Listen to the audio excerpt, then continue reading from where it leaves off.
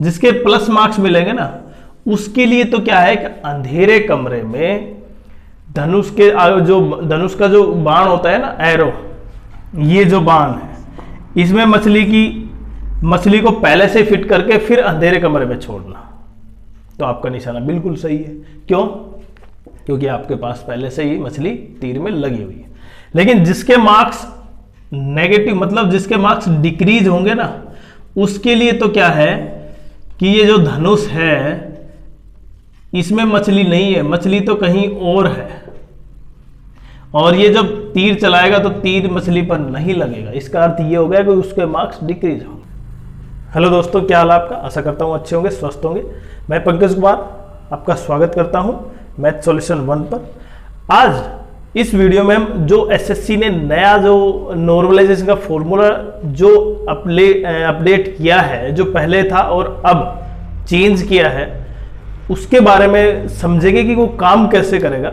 लेकिन अगर मैं सिंपल सी बात करूं कि एसएससी ने, देखिए यहाँ पे 2 जून को सिलेक्शन पोस्ट का नोटिफिकेशन, 2 जून को, उसके अलावा जो अपडेटेड जो ओटीआर था आधार बेस्ड जो नए कैंडिडेट उनके लिए, और तीसरा जो मोबाइल ऐप था माई एसएससी उसके थ्रू, और तीसरा सबसे इंपॉर्टेंट नॉर्मलाइजेशन जो नया नोटिस आया है, उसमें क्या अपडेट आई उसको समझेंगे। लेकिन एक सिंपल सी बात कहूं मैं कि एसएससी, देखिए जो पहला जो फॉर्मूला था ना वो और इसमें कोई ज्यादा डिफरेंस नहीं है।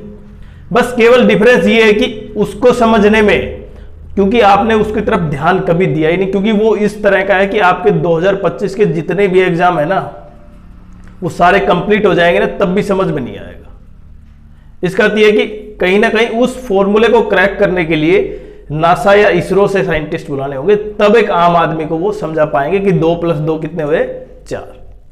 और उसका डिरीव करने में, मतलब उसको समझने में अगर आप बैठ जाते हैं तो शायद एसएससी सीजीएल का जो एग्जाम है ना उससे भी हार्ड होगा ये फॉर्मूला, और कई गुना हार्ड। लेकिन एक सिंपल सी चीज समझते हैं कि 2025 में जो एग्जाम होंगे उसमें नॉर्मलाइजेशन काम कैसे करेगा। बस हम केवल ये समझेंगे कि काम कैसे करेगा और उसमें इसमें क्या डिफरेंस है। बाकी हम इस मैथमेटिकल फॉर्मूले और उसमें नहीं जाएंगे, क्योंकि हालांकि मैं भी मैथ्स का टीचर हूं, लेकिन हम जितना समझ पाएगा आम कैंडिडेट्स को, उससे इन चीजों से कोई फर्क नहीं पड़ेगा। देखिए सिंपल सी चीज समझे कि या तो शिफ्ट आपकी हार्ड होती है, या शिफ्ट क्या होती है, इजी। अब 2024 में हम देख पाए जो सीजीएल प्री एग्जाम था उसमें 20 मार्क्स मिल पाए थे। किसके?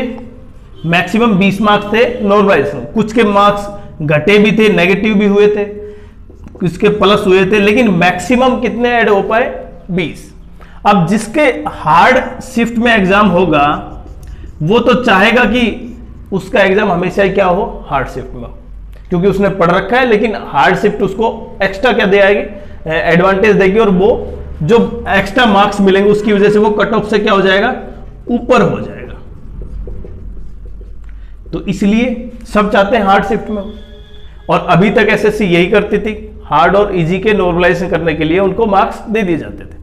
लेकिन 2025 में अभी जो एसएससी का नया नोटिस आया है, किसका, नया नॉर्मलाइजेशन का फॉर्मूला।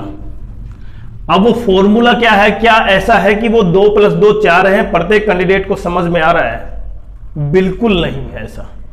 वो फॉर्मूला का अपडेटेड वर्जन है। मतलब ये समझो आप, जो कोरोना का जो पहले वायरस था उसका अपडेटेड वर्जन।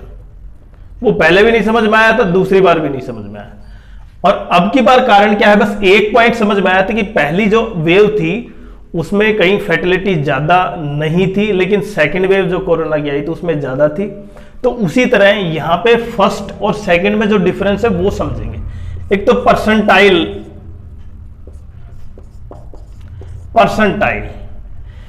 देखिए अभी तक क्या था कि दोनों शिफ्टों का एक कंबाइन कट ऑफ बनता था और फिर उनको मार्क्स अवार्ड कर दिए जाते थे, नेगेटिव हो चाहे पॉजिटिव। लेकिन अब क्या होगा, अब प्रत्येक शिफ्ट का होगा, जो प्रत्येक शिफ्ट जिसमें मानो आप 20 तारीख को एग्जाम दे रहे हैं तो 20 तारीख वाले में जितने भी कैंडिडेट हैं उसको डिनोट किया गया है एन से। अब मैं ये नहीं समझाऊंगा कि एन का मतलब क्या, कैसे निकाले वो फॉर्मूला, एक सिंपल सी चीज समझे। 20 तारीख का जो सबसे टॉप कैंडिडेट है उसके मार्क्स हैं 170 200 में से, तो उसके परसेंटेज मार्क्स जो है ना 170, उसको क्या माना जाएगा 100 परसेंटाइल। समझ में आया आपको? उसके बाद मानो दूसरे नंबर पर जो कैंडिडेट है उसके 160 है, तो उसके मार्क्स कितने परसेंटाइल होंगे, 200 में से काउंट नहीं होंगे। अब वो कहां से काउंट होंगे, जो सबसे टॉपर कैंडिडेट है ना उसके बेसिस पे, मतलब रिलेटिवली परसेंटाइल। आपके साथी है उसके नंबर है 117, आपके 160 है, उसके 100 परसेंटाइल है, तो इसका अर्थ यह होगा आपके परसेंटाइल 200 में से नहीं होगा, आपका इसके बेसिस पे होगा। मतलब उसके 170 पर 100 परसेंटाइल है तो 160 पर आपकी कितनी परसेंटाइल होगी, एक सिंपल सी चीज। लेकिन अगर मैं पूरी की पूरी इस पूरे फॉर्मूले को केवल 2 लाइनों में व्यक्त करूं तो क्या है ये उस तरह है जैसे इस फॉर्मूले के 2 पार्ट, जिसको मार्क्स मिलेंगे ना और जिसको मार्क्स नहीं मिलेंगे, जिसके नेगेटिव मार्क्स होंगे, जिसके पॉजिटिव होंगे, प्लस मिलेगा। जिसके प्लस मार्क्स मिलेंगे ना उसके लिए तो क्या है कि अंधेरे कमरे में धनुष का जो बाण होता है ना, एरो, ये जो बाण है इसमें मछली को पहले से फिट करके फिर अंधेरे कमरे में छोड़ना, तो आपका निशाना बिल्कुल सही है। क्यों? क्योंकि आपके पास पहले से ही मछली तीर में लगी हुई है। लेकिन जिसके मार्क्स नेगेटिव, मतलब जिसके मार्क्स डिक्रीज होंगे ना, उसके लिए तो क्या है कि ये जो धनुष है इसमें मछली नहीं है, मछली तो कहीं और है, और ये जब तीर चलाएगा तो तीर मछली पर नहीं लगेगा। इसका अर्थ ये हो गया कि उसके मार्क्स डिक्रीज होंगे। तो एक कैंडिडेट जिसको कहीं ना कहीं पहले से ही यहां पे मछली लगा दी उसके तीर के आगे और वो चला रहा है, तो ऑटोमेटिकली उसके एम है। तो उसी तरह जितना हम समझ पाए उसमें केवल 2 चीज हैं, एक तो परसेंटाइल और दूसरा जो प्रत्येक शिफ्ट। बाकी इसका अर्थ अगर आप पूरा बैठ भी जाएं 2 घंटे 4 घंटे पूरा वीडियो देख भी लें तब भी आपको सब कुछ साफ, क्योंकि जब तक आपका जो फॉर्मूला क्रैक हो पाएगा शायद 2025 के सारे एग्जाम ही क्लियर हो जाए, आपके पास हो जाए। लेकिन अगर आपने फॉर्मूला क्रैक कर लिया है तो आप कमेंट जरूर करें कि किस तरह से ये फॉर्मूला काम करेगा और किसको सबसे ज्यादा बेनिफिट देगा।